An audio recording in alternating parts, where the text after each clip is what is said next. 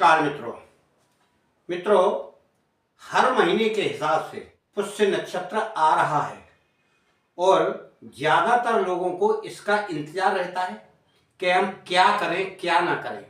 इसलिए आपको हम पहले से यानी 2-4-6 दिन पहले हम बता देते हैं कि पुष्य नक्षत्र आ रहा है।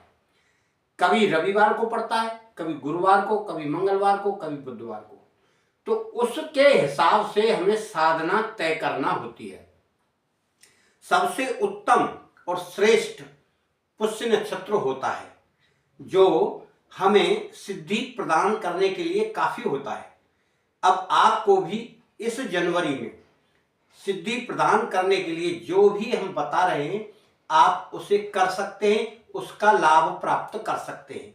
वीडियो अच्छी लगे तो घंटी बजाकर सब्सक्राइब अवश्य करें और लाइक करते हुए कमेंट लिखें आपको कैसी वीडियो लगी या कैसी नहीं लगी। बाकी जय माता की या जय गुरुदेव लिख दें। तो आप बड़े प्रेम से वीडियो देखें और समझें और फिर आप उसको क्रियान्वित करें। जिन्होंने गुरु नहीं बनाए हैं वो हमसे गुरु दीक्षा ले सकते हैं और कोई गुरु और मिलता है तो आप उसे बना लें, क्योंकि गुरु मंत्र की एक माला आपको पहले जाप करना चाहिए, फिर गणेश जी का नाम लेना चाहिए, फिर कोई साधना शुरू करना चाहिए। यह साधना का नियम है, गुरु गणेश फिर साधना। परंतु बहुत लोग मंत्र उठाकर ऐसे ही जाप करना शुरू कर देते हैं। ऐसा नहीं करना चाहिए, क्योंकि ऐसा करने से व्यक्ति को साधना सफल नहीं होती है। तो आज हम आपको इस पुष्य नक्षत्र के विषय में बता रहे हैं कि यह पुष्य नक्षत्र आपका पड़ेगा मंगलवार को। मंगलवार को 11 बजे से बुधवार के 11 बजे तक पड़ेगा, यानी मंगलवार की रात्रि मिलेगी आपको और बुधवार का सुबह मिलेगा। तो जो व्यक्ति सुबह की साधना करना चाहे वह बुधवार से शुरू करे और बुधवार में माँ दुर्गा की, माँ काली की, शक्तियों की साधना होती है। लक्ष्मी मंत्र भी आप कर सकते हैं, वशीकरण मंत्र भी आप कर सकते हैं। तो यह तो आपको बुधवार को सवेरे करना है, जो नियम से करना होगा। और कोई भी मंत्र आप जाप करेंगे उठाकर तो वह मंत्र कम से कम 21 दिन करें आप, और ज्यादा से ज्यादा करें तो ज्यादा फल मिलता है। नहीं तो 11 माला तो आपको करना ही है, 21 कर लें तो बहुत बेहतरीन है। जल्दी उठें और कार्य शुरू कर दें। हमारा देर में उठने से सारा कार्य फेल हो जाता है। भाई ठंड पड़ती है मानते हैं, गर्मी भी पड़ती है मानते हैं, देर में सोते हैं यह भी मानते हैं, परंतु विवेक रखिए, अपने मन को संयम में रखिए, समय से सोइए समय से जागिए। हमारे साथ तो खैर ऐसा नहीं होता, हम जग जाते हैं समय से, परंतु कई लोगों के साथ समस्या होती है, हमें बताते भी हैं। तो आपको मंगलवार की साधना जो करना है वह आप हनुमान की साधना करें तो बहुत ही फलदायी होगी। हनुमान जी का कोई व्यक्ति मंत्र जाप करना चाहे तो कम से कम 21 माला का मंत्र जाप करें। इसमें मंत्र हम डाल देंगे। और यदि कोई व्यक्ति ये कहता है कि मंत्र हमको नहीं करना है तो वह व्यक्ति क्या करे फिर? तो उसके लिए सबसे सरल उपाय है कि वह सबसे पहले मंगलवार की व्यवस्था करे, यानी हनुमान जी के लिए वो वस्तुएं इकट्ठी करें जो उनको अर्पित की जाती हैं। यानी एक तो चोला चढ़ाते हैं, वह चोला लगाए, और खड़ाऊं, एक छोटा झंडा श्री राम जी का बना बनाया भी बाजार में मिलता है वो अर्पित करें, प्रसाद अर्पित करें। चमेली के तेल में बनता है वो चोला। इस तरह की वस्तुएं हनुमान जी को अर्पित करें और फिर आप या तो मंत्र जाप करें और या आप हनुमान चालीसा का पाठ करें। 21 पाठ कर लें, 31 कर लें, 41 कर लें। तो आपको करना 3 महीने है, या तो मंत्र जाप करिए या फिर आप यह पाठ करिए। 3 महीने लगातार आपको करना है। उस डेट से उसी डेट तक आपको 3 महीने के डेट में बंद करना है और आपको हनुमान जी की पूर्ण कृपा प्राप्त होगी। ऐसा करने से। अगर आप यह सोचते हैं कि हम यह नहीं कर पाएंगे तो पहले से निर्णय कर लें, और यह आपको संकल्प भी लेना पड़ेगा। जब आप सिद्धि करने जाएंगे यानी साधना करने जाएंगे मंगलवार की रात्रि में, आप 9 बजे से कर सकते हैं, कोई प्रॉब्लम नहीं है उसमें। तो 9 बजे आप बैठ जाइए और बैठकर आप पहले पूजा का सामान रख लीजिए पास में, दीपक जला लीजिए, अगरबत्ती जला लीजिए, और भोग में लड्डू ले आइए। आप हनुमान जी को लड्डू प्रिय है, और प्रसाद में ऋतु फल भी चढ़ा सकते हैं आप, जैसा मौसम हो वैसे फल, और हनुमान जी का चोला, और हनुमान जी के लिए चना गुड़ भी चढ़ा सकते हैं, वो भी चलता है।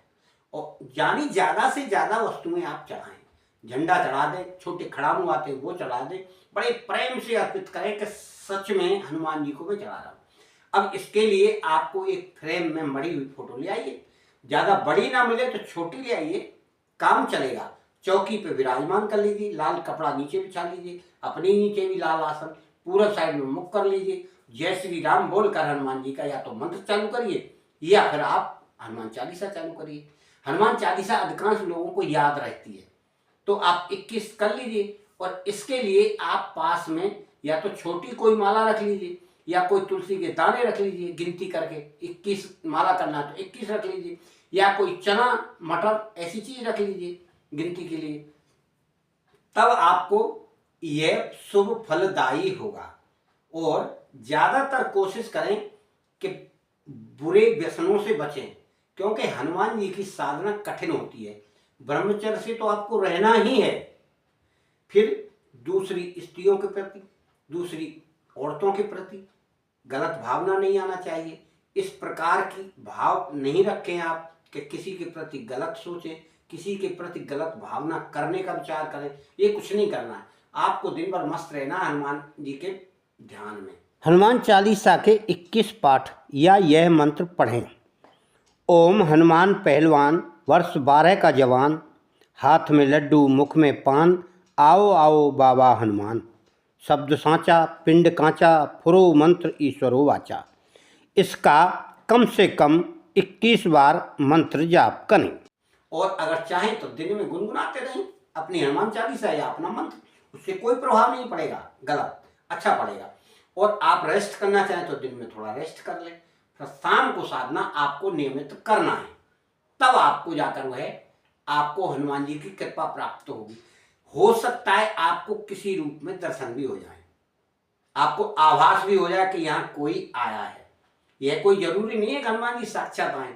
हनुमान जी साक्षात बहुत कम नजर आते हैं, क्योंकि लोगों को डर लग जाता है, इसलिए दूसरे रूप में वह दर्शन दे देते हैं। हो सकता है दिन में भी दर्शन दे दे, ऐसा नहीं है कि रात्रि में ही दे, किसी व्यक्ति के रूप में आ जाए। आपको सोच समझ कर रखना है कि हम साधना कर रहे हैं तो हनुमान जी किसी रूप में आ सकते हैं, आप इसको अन्यथा ना लें। फिर आप इस क्रिया को पूर्ण कर देंगे तो फिर हनुमान जी को विदा कर देंगे आप कि प्रभु हमारे ऊपर कृपा रखना, और आप अब सेवा में जाइए भगवान जी की में। और जब हम आपको याद करें तो हमारा बराबर कष्टों का निपटारा करते रहें। आपकी कृपा हमारे पास हमेशा आती रहे और हम आपका याद भजन ध्यान करते रहे। इस प्रकार से आपको फिर एक चालीसा रोज पढ़िए। आप चालीसा जिनको पढ़ना है और जिनको मंत्र का जाप करना है, जिस मंत्र को हम बताएंगे तो उस मंत्र की एक माला रोजाना जाप करते रहिए, बस इतना काम है। पर 3 महीने का कष्ट आपको झेलना है। अब ये पढ़ किस दिन रहा, इसकी तारीख क्या है, तो यह पड़ेगी 14 तारीख 14 जनवरी को। उस दिन संक्रांति भी है, कितना शुभ दिन है। यानी संक्रांति मंगलवार शाम का समय, और पड़ेगी कब, बुधवार तक 11 बजे तक। यानी मंगलवार के दिन के 11 से बुधवार के 11 तक पड़ेगी। इसमें आप अपना कोई भी निर्णय करके मंत्रों को सिद्धि करें, साधना करें। गलत प्रयोग कभी किसी मंत्र का नहीं करना चाहिए। गलत प्रयोग से हमारे ऊपर गलत प्रभाव पड़ता है, और जिस कार्य को हम करवाना चाहते हैं तो भगवान उससे रुष्ट होते हैं कि अरे ये तो दूसरों का अनिष्ट करने के लिए यह सब करता है, और उसका प्रभाव हम पे गलत पड़ता है। तो दूसरे के ऊपर तो कोई प्रभाव पड़ा नहीं, परंतु हमारे प्रभाव में हमको परेशानियां उठाना पड़ती हैं। आप निश्चित तौर पर प्रेम भाव रखें, सद्भावना रखें, विश्वास रखें, तब यह साधना करें तो आपको उत्तम फलदायी होगी। वरना आपने साधना करना ना करना सब व्यर्थ है। मैं तो आपके भले के लिए यह साधना डाल रहा हूं और फिर मैं तो कोई ना कोई साधना डालता हूं। आप इसे करके अपने घर परिवार को सुखी संपन्न कर सकते हैं। आपका मंगल हो, कल्याण हो। माताजी से, गुरुदेव से मेरी यही प्रार्थना है कि आप हमेशा सुखी रहें।